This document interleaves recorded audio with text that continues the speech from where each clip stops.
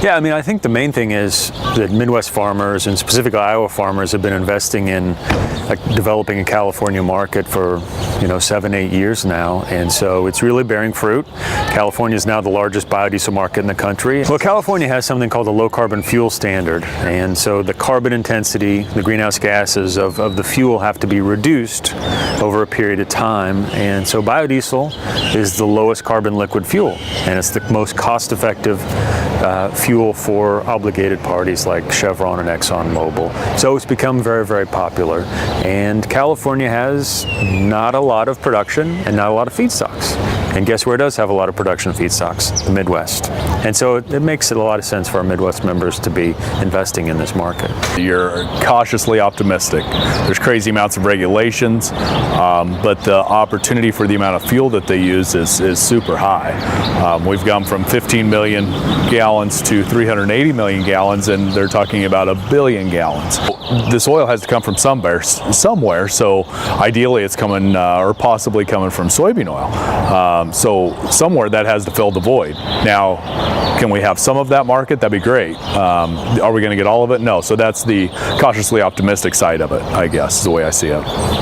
Well, I think generally a lot of our members are thinking of regulations in a negative connotation, but in the case of California, it's kind of a live by the sword, die by the sword.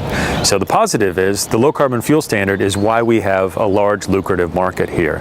Now the negative is the California regulatory is probably, if you added up all the other 49 states, it's equal to that. That's how difficult it is. And so we have to generate reams of data demonstrating that we're actually a low carbon fuel.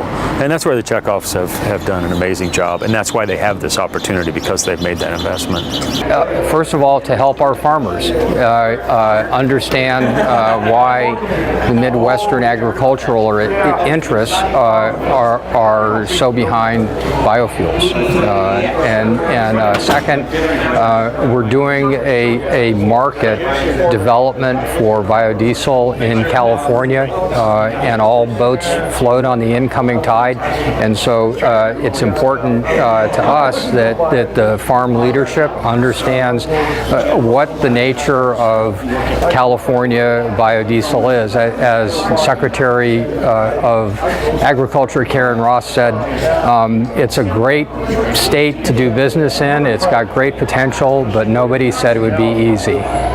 Well, I mean, there's no doubt in my mind that without the checkoff funds, this market wouldn't exist, at least not nearly to the extent that it does now.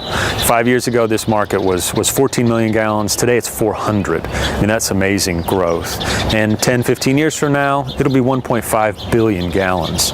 None of that would have happened without the farmer checkoff, because we had to prove that we're a low carbon fuel, and we have to continue to do that. I think another interesting aspect is that biodiesel's done amazing things for farmers in the Midwest. And another piece of this program is we're pairing farmers up with farmers from the Central Valley in California to show them the impacts that biodiesel could have maybe here. And that would increase our political support and maybe help us leverage some of our investments in Sacramento and the capital, and even grow the market more. Farmers are farmers wherever you are. It's just a matter of what they're growing and what we see. It just blows your mind. All the crops that they raise. The farmer we were with raised 27 different types of crops. And the thing is, they're at it year-round. We need to have them see how we are sustainably raising our soybeans, how we're working hard for the environment ourselves, trying to do the right thing at home, as well as we understand what they want, or I feel like I do now, and that we're working hard at trying to make ourselves better.